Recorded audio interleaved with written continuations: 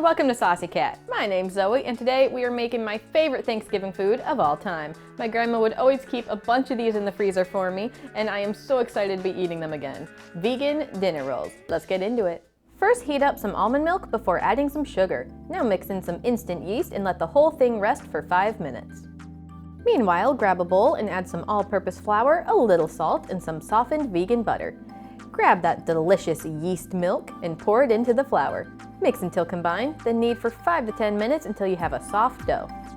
Grease a bowl with some olive oil and place in the dough ball. Cover with plastic wrap and let it rise at room temperature for 30 to 60 minutes.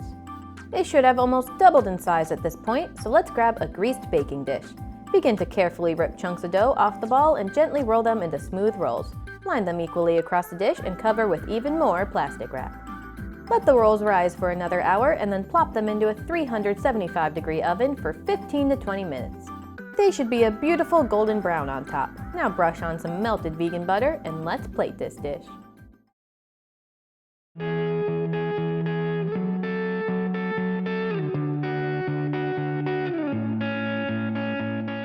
Now here is my favorite Thanksgiving side. I love these things. They're really flaky and fluffy, and they have that classic butter taste that dinner rolls are known for.